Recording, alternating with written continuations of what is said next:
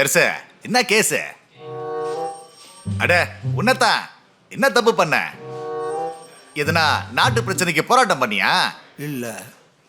பின்ன ஏதாவது கார்ப்பரேட் கம்பெனியோட மக்கள் விரோத ப்ராஜெக்ட் எதிர்த்து சண்டை போட்டியா? இல்ல. அதுவும் இல்லையா? பின்ன வேற என்ன?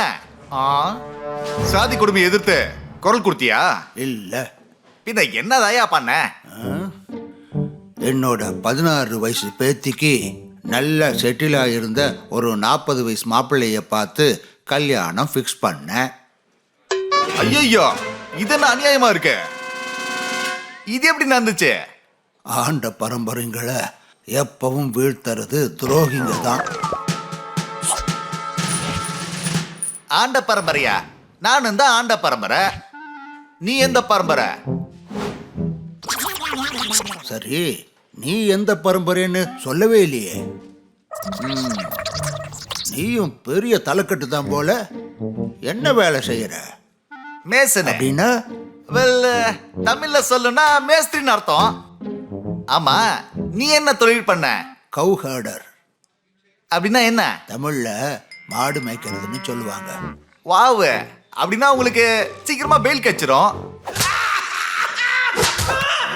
என்ன சத்தம்? Custodial torture. சில பேரை இப்படி அச்சு டார்ச்சர் பண்ணி தான் பழியை ஏத்துக்க வைக்க முடியும். என்ன பண்றது? என்னாச்சு? செத்து போயிட்டு இருப்பான். அடுத்தது உன்கிட்ட தான் வருவாங்கன்னு நினைக்கிறேன். வாய்ப்பே கிடையாது. துரோகத்தால விழுந்தாலும் அதிகாரம் காப்பாத்தும். என்ன சொல்ற பெருசு? அரெஸ்ட் ஆன உடனே என் பையன் நாக்பூருக்கு கால் பண்ணிட்டான். அதனால மொத்த குடும்பத்தையும் அரெஸ்ட் பண்ணாம என்னை மட்டும் கூட்டிட்டு வந்துட்டாங்க. இன்னும் கொஞ்ச நேரத்துல ஜாமீனோட வருவான் பாரு.